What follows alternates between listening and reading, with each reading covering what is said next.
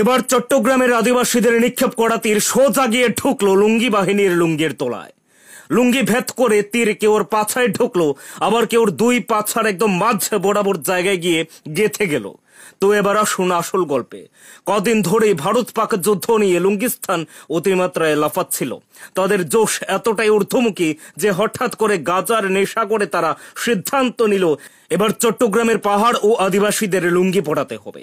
তাই কয়েকশো আধুয়া লুঙ্গি পরে রিক্সা করে কেউ কেউ আবার হেলিকপ্টার স্টাইলে লুঙ্গি ঘোরাতে ঘোরাতে চলল পাহাড়ের দিকে।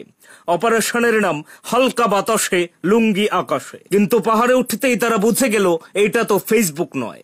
আদিবাসীরা তো নিনজা, ফুসফুস করে আসে আবার ফুসফাস করে চলে যায়। শুরু হলো উদম কেলানি। তারপরই খুলে গেল লুঙ্গির গিট।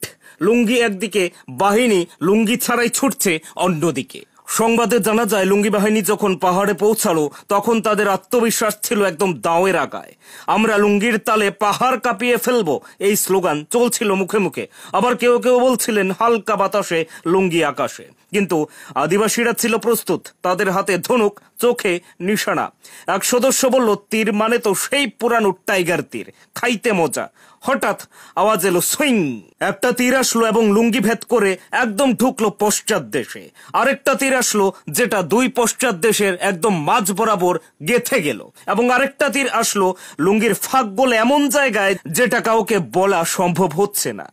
আরেকজন চিৎকার করে উঠলো, ভাইরে, তীর তো পকেটে না, পেছনে ঢুইকা গেছে। কেউ কেউ তীরে লাগা জায়গা খুঁটিয়ে দেখতে গিয়ে আরো লাফাচ্ছে। তীর পিঠ, পা, এমনকি বুকেও ঢুকে যাচ্ছে। শেষে বাহিনীর ক্যাপ্টেন বললেন, এই পাহাড়ে আমাদের লুঙ্গি সিস্টেম কাম করছে না, চলেন সুপি সুপি কাইটা ফুরি।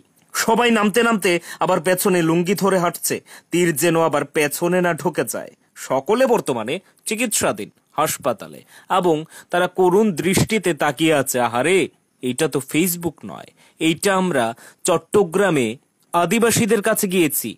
এই ভুল তারা আর কখনো করবে না। এবার ভাবুন তো, এই গজমূর্খের দল কিভাবে চিকেন স্নেক দখল করবে।